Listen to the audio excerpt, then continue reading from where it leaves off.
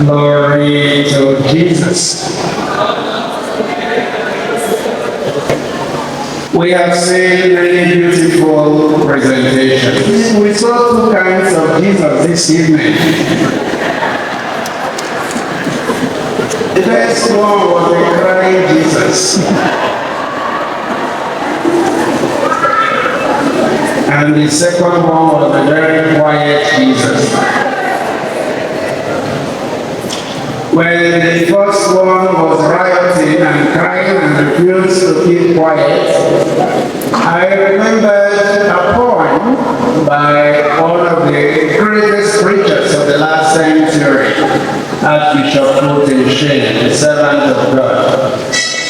The poem he made popular, Gentle Lady Dressed in Blue, Teach Me How to Pray. God was just a little child. But what struck me most was in the line where he says, did he ever cry? Did Jesus ever cry? Only Mary and Joseph will know that aspect of the life of Jesus. So Putin said Mary should tell him when she teaches him how to pray. And I think as I saw that baby crying, I asked Our Lady, did he ever cry? He was human, and so he did. For us priests and religious who read the divine office we call the liturgy of the hours, the first part before Lord's, the response, the versicle as we call it, has two lines. One is, lift up your head and see. The second line, the response is, your redemption is at hand. And that is the celebration of today. Lift up your head and see. Your redemption is at hand. Christ's death is around the corner. I have said it different times. I don't like to sing Christmas carol too early because it means I should drop everything and start celebrating. Once you sing it, my body clock changes. The joy is around the corner. Begin to be joyful. And this is the challenge about Christmas. We ask ourselves, what does Christmas mean? And I can say to everybody here, Christmas means different things to different persons. For the child, Christmas is when to have new clothes. No matter how bad the economy is, there must be rice and chicken. St. Augustine once said, you say your times are difficult because you did not live in the times of your parents before you. So when the person gets up today, oh, this time is so difficult, these things are so bad, I say, do you know how my time was? Today, when parents give rice to their children, they give them a full lap of fowl. But in those days, it was the leg that children struggled for. And those children who are now parents, when they give laps to their children, they will still say, times are difficult. For children, Christmas means receiving.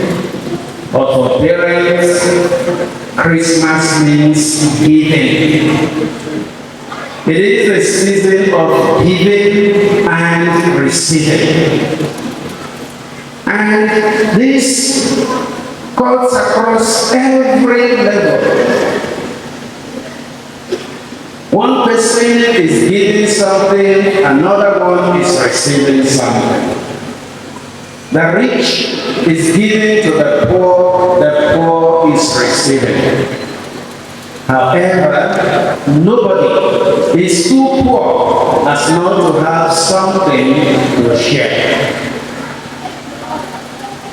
God expresses this attitude of giving and receiving when He gave us His Son. We quote this text endlessly. For God so loved the world that He, what did He do? He gave. He gave. So that is Christmas. And man was so poor that he received. However, not every person received. As John also in his gospel says to us, to them who believed Him, He gave power. Those who received Him. So God gives, we must receive. God is already the owner of Christmas, the act of giving. He gave us His Son, who gave us His life. The life of Jesus is incomplete outside the element of giving, self-gift, donation, continuous giving of the self. And this is what Christmas is. But the best thing we can give to anybody is the gift of God Himself that we have received.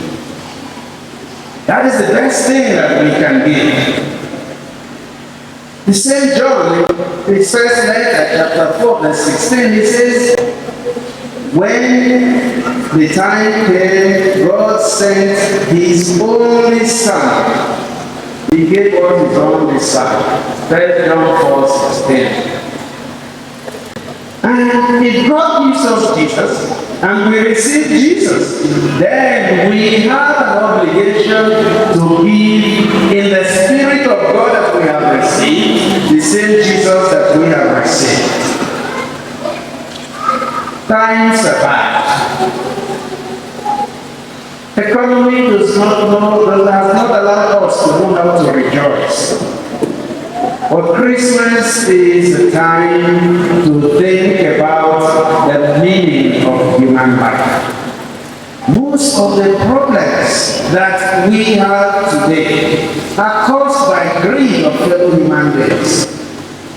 Greed of trying to lord it over others.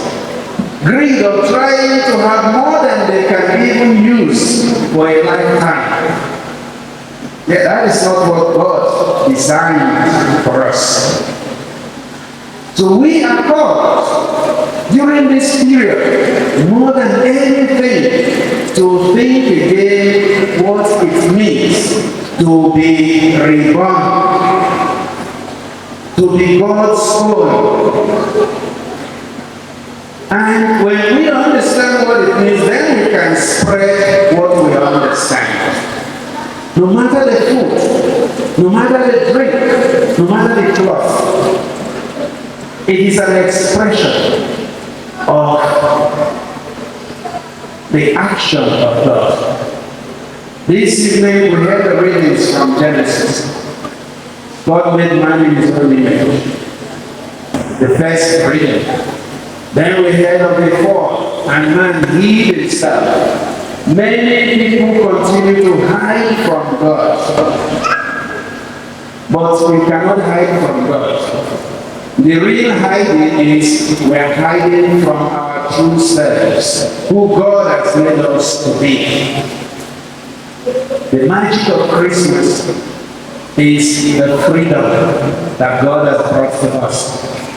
Adam and Eve hid themselves. Jesus has come to bring us out of hiding. But we can only come out of hiding if we allow Jesus to be born in us. We must be able to bring God to men. We have brought the beauty of Christmas to Ubiaja community. We thank the choir for the energy and all the preparations that went into it. And we thank you for being present. But your Christmas cannot be complete if you do not participate in the act of giving. Don't just receive. Share something. You can share love. You can share smile. You can share kindness. You can also share resistance to evil. If all of us resist evil, evil will leave the society. It is because we welcome evil so much that evil remains in our society. An ancient tradition used to have people light candles by their windows at Christmas. On Christmas Eve, families will light candles by their window. And what they say is, Lord, as you pass, there is room in my inn. There is room in my house. If you welcome Jesus, Jesus will enter. If you block him, you create room for someone else. May God, who taught us the meaning of Christmas, in his generosity, giving us the only one that he has, his only begotten Son, help us to receive this gift and share the same gift during Christmas and even after. May the peace of the Lord be with you all. Hallelujah.